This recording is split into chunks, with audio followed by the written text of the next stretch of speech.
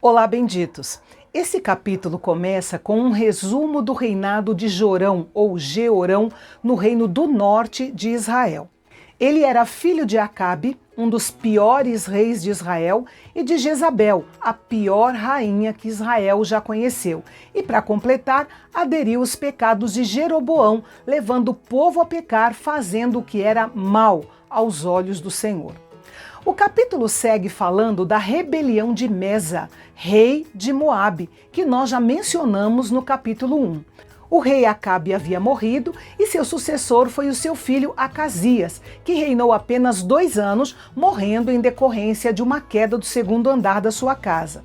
Como Acasias não tinha filhos, seu sucessor foi seu irmão mais novo, Jorão ou Jeorão. Por ser um homem mais jovem, pareceu ser o momento oportuno para Mesa, o rei dos Moabitas, se rebelar e libertar-se de uma vez por todas do jugo israelita, escapando de pagar os impostos obrigatórios.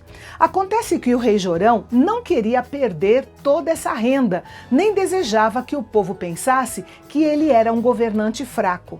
Por isso, realizou um censo militar e se preparou para guerrear contra Moabe. Ele enviou mensageiros a Josafá, rei de Judá, no sul, convidando-o para unir forças contra Moabe. Josafá era um rei temente a Deus, que vivia em paz com o reino do norte e aceitou prontamente o convite. Ele já tinha aceitado uma vez o convite de Acabe, lembra? Lá em 1 Reis capítulo 22.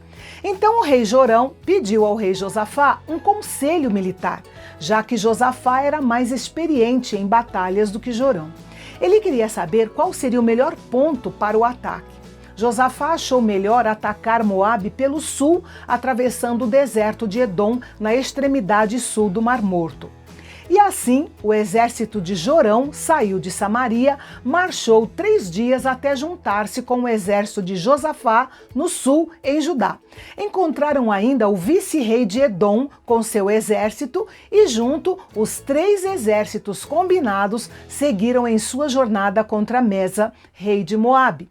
Depois de 7 dias de marcha, os 3 exércitos chegaram na extremidade sul do Mar Morto, entre as montanhas de Judá e de Moabe. Tudo estava muito bem até que a água acabou.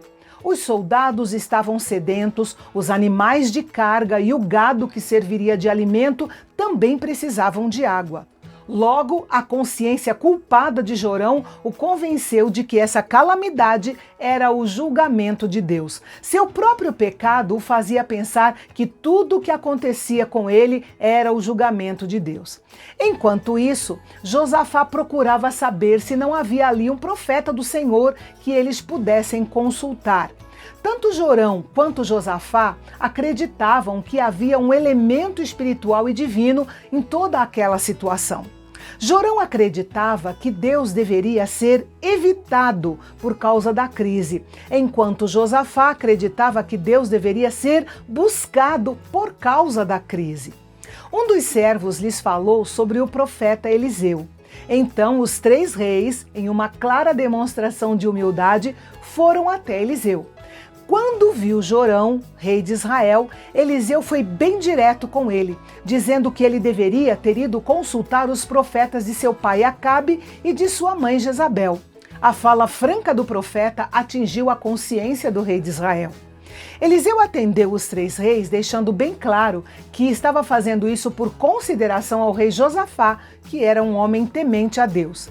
E para ficar mais sensível à direção e ao falar do Espírito Santo, ele pediu o serviço de um músico. Isso demonstra o grande poder espiritual que a música tem sobre nós. Por isso, Paulo nos ensina que a maneira de sermos cheios do Espírito é nos edificando em salmos e hinos e cânticos espirituais, cantando e salmodiando ao Senhor no nosso coração. Esse músico sem nome mencionado aqui talvez nunca tivesse pensado que com sua música ele ajudaria uma conquista militar com um efeito marcante na história.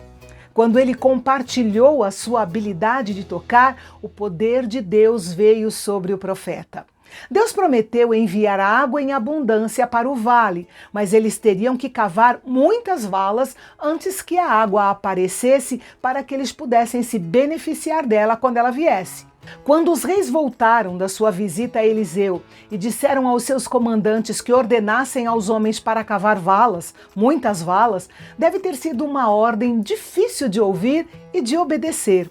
Homens sedentos no meio do deserto não querem cavar valas em um solo seco, mas sem esse trabalho não haveria como reter a água abundante que viria. E a Bíblia diz que no dia seguinte, enquanto os sacerdotes estavam lá em Jerusalém oferecendo os sacrifícios matinais ao Senhor, na região sul do Mar Morto, a chuva caiu nas montanhas, desceu e inundou o vale. A água encheu as valas e os soldados, o gado e os animais de carga puderam saciar sua sede. A água estava disponível porque eles foram obedientes ao cavar as muitas valas que coletaram a água.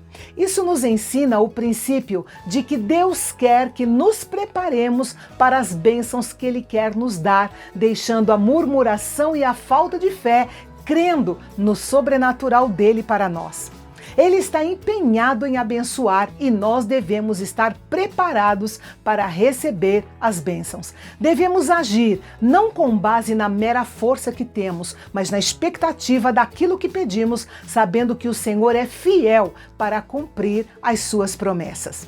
Aquela era uma questão simples aos olhos do Senhor. Os 3 reis vieram a Eliseu perguntando sobre água, mas Deus queria dar-lhes mais do que isso. Ele garantiu que eles teriam vitória sobre os moabitas.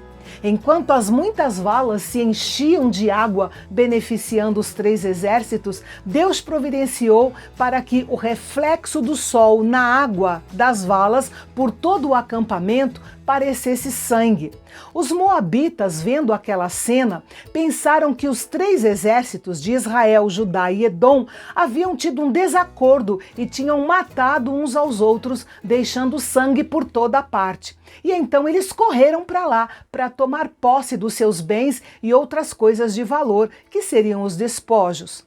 Então, quando eles chegaram ao acampamento dos 3 reis, os moabitas sofreram uma grande derrota e foram perseguidos enquanto fugiam. Os israelitas aplicaram o juízo que o Senhor havia ordenado, entrando na terra, matando os moabitas e arrasando as cidades.